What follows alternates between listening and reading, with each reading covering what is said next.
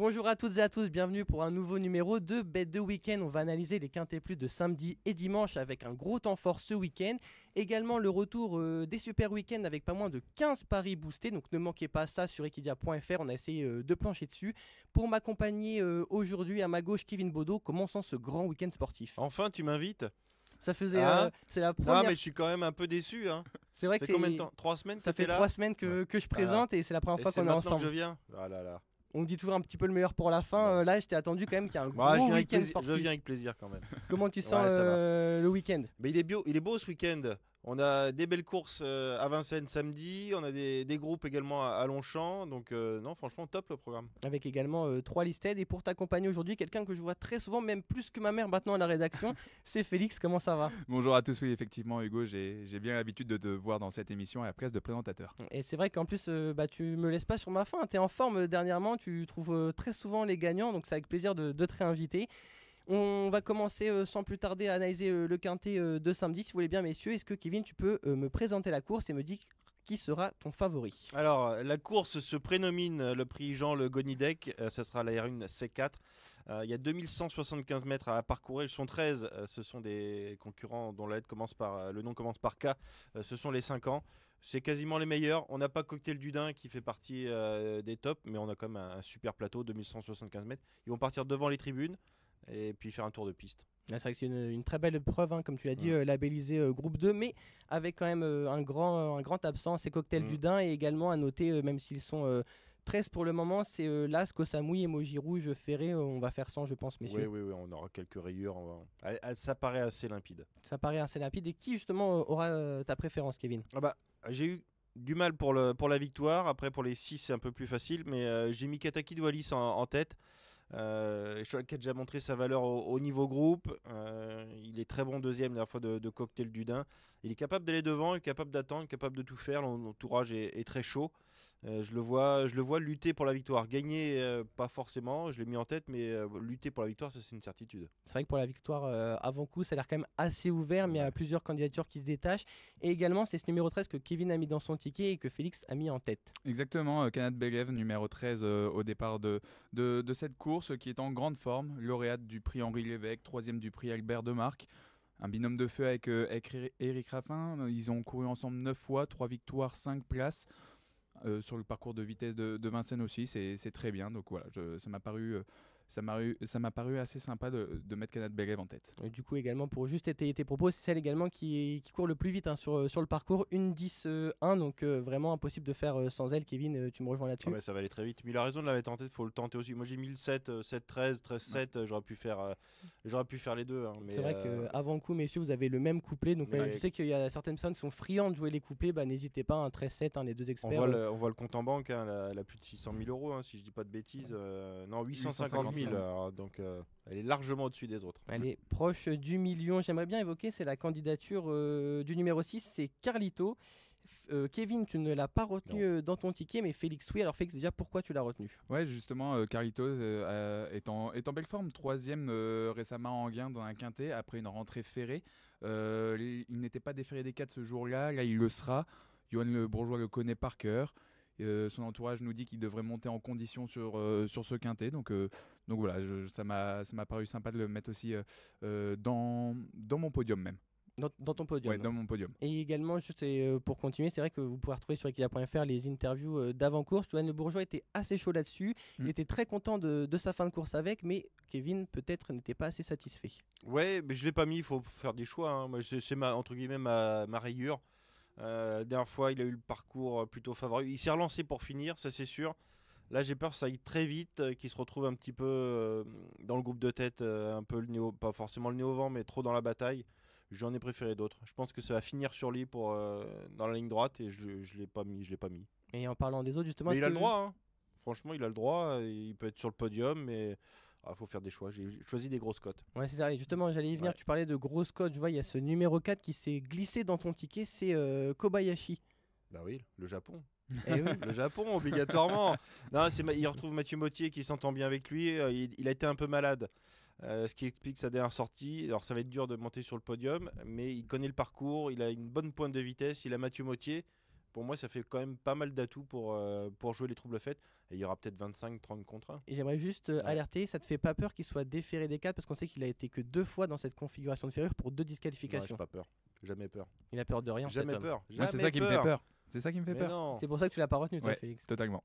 Un Totalement. peu l'homme des stats, des fois, ça peut faire peur avant coup, hein, c'est question de sagesse, mais c'est vrai que s'il reste au trot, en vrai, il peut tout à fait prétendre à intégrer la bonne combinaison. Ouais, totalement. Certains vont être sur de la numérologie, certains vont être sur l'attitude des chevaux. Moi, c'est vrai que les stats, j'aime bien. 2 fois die, ça me fait peur et je me méfie. J'aimerais continuer en évoquant ces crack time à tout. Vous l'avez tous les deux glissé en 6ème position sur votre ticket. Messieurs, si quelqu'un veut prendre la parole, pourquoi au bout de combinaison tous les deux? Parce qu'il fait partie des meilleurs de bien la sûr. promotion. Hein. C'est peut-être même le chef de file chez les 5 ans. Alors, il fait sa rentrée, mais chez Sébastien Garato, on est prêt. Ouais. Donc j'aurais préféré 2007 ou 2008, ce qui est pour ça que je le mets que 6ème, mais il va faire un gros dernier kilomètre. Je le vois bien 5ème. C'est ça, il sera sûrement pas à 100% dans cette course parce qu'il revient d'une petite blessure à un pied, mais il va sûrement être à belle cote et je pense que ça serait une grosse erreur de l'oublier dans nos tickets.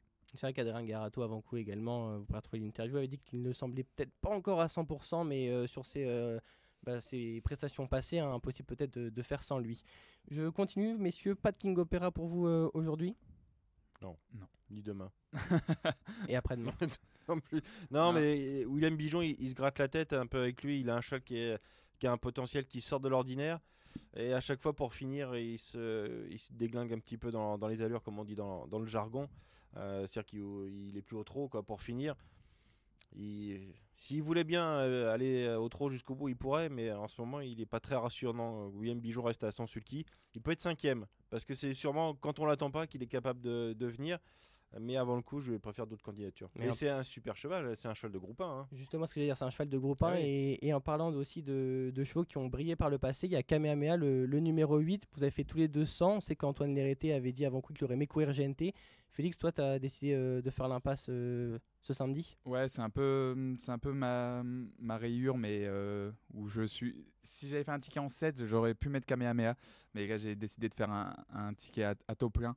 Donc voilà, j'ai pas pris Kamehameha. Je lui ai préféré toutes les candidatures que je mets dans mon ticket. Donc voilà.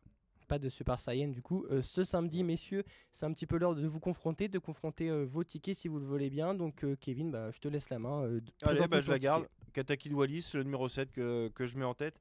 Devant Canad Belev le 13. On n'a pas parlé du 11 Canto Avis, Un petit mot. qui est une valeur sûre. Je l'aurais peut-être préféré sur une longue distance, mais il fait partie des très belles possibilités. Ensuite, le numéro 4, Kobayashi, mon bel outsider. Caporal des Forges aussi, qui vient de bien courir en gain. Alors, il était derrière Carlito, vous allez me dire. Pourquoi tu mets Caporal Bah oui. des Forges et pas Carlito? J'ai trouvé qu'il finissait mieux. Et en plus, il revenait de la seconde ligne. Donc je mets ce numéro 3, Caporal des Forges, et Crack Time Atout pour finir. Combiné en 6 chevaux. Ouais. Du classique, du côté 7, de Félix. 13, 11, 4, 3, 12. Même combinaison. Le 13 Canada de Belev en tête, le 7 Katakid Wallis, le 6 Carlito, le 11 Canto Avis, Kevin en a parlé. Moi j'ai décidé de mettre Cavalade Pad aussi dans mon ticket, qui a été intéressante à Anguin dernièrement. Donc je tente aussi le coup de la retenir, et le 12 Crack Time Atout. Merci messieurs, montant total de 12 € pour vos 2 tickets. On était sur la cendrée parisienne, maintenant dimanche on va se retrouver dans le temple du plat à Paris-Longchamp. Félix, est-ce que tu peux nous présenter l'épreuve et nous dire également qui sera ton favori? Bien sûr, le prix du Palais des Glaces sera la 4e épreuve de la réunion de Paris-Longchamp ce dimanche. Rendez-vous 15h15 pour le Quintet Plus de ce dimanche, vous en avez l'habitude le week-end. Elles seront 16 juments de 4 ans et plus au départ des 1600 mètres de Paris-Longchamp. Pour mon favori, j'ai décidé de partir sur Oumoadi, le numéro 8, qui est 4e d'une course de référence à Saint-Cloud, qui a un bon numéro de corde cette fois-ci avec le numéro 7. Elle est intéressante sur la distance, elle a déjà couru 2 fois sur 1600-1700 mètres, une victoire, une place, donc elle sait très bien faire sur la distance. Son entraîneur nous dit que tous les feux sont au vert, donc voilà, c'est énormément d'atouts dans son jeu. Je pense que ça peut être intéressant pour la gagne. Avec Christophe Soumillon, on fonce. Ouais, pour la première fois. pour la première fois. Tu le fais bien de le noter. Kevin, de ton côté, ton favori, ta favorite plutôt, elle n'est pas dans le ticket de Félix. Mais non. Explique-nous pourquoi. Mais je ne comprends pas. Mais que se passe-t-il? J'attends. Non, mais j'ai tenté un gros coup. Les quintés, on les connaît, surtout à Longchamp. Il y a des surprises. Moi, je suis parti sur Hugo Boutin, qui est un super jockey et qui est souvent abandonné. Ouais. Et là, il monte une pouliche qui a déjà figuré dans des listed en Allemagne. Elle a fait une rentrée discrète, mais elle va beaucoup monter là-dessus. Moi, je trouve que c'est un pari très amusant. J'ai tenté, faut le dire, le gros coup de poker. Je l'ai mise en tête. J'aurais pu la glisser que 6ème, mais j'ai joué le jeu à fond.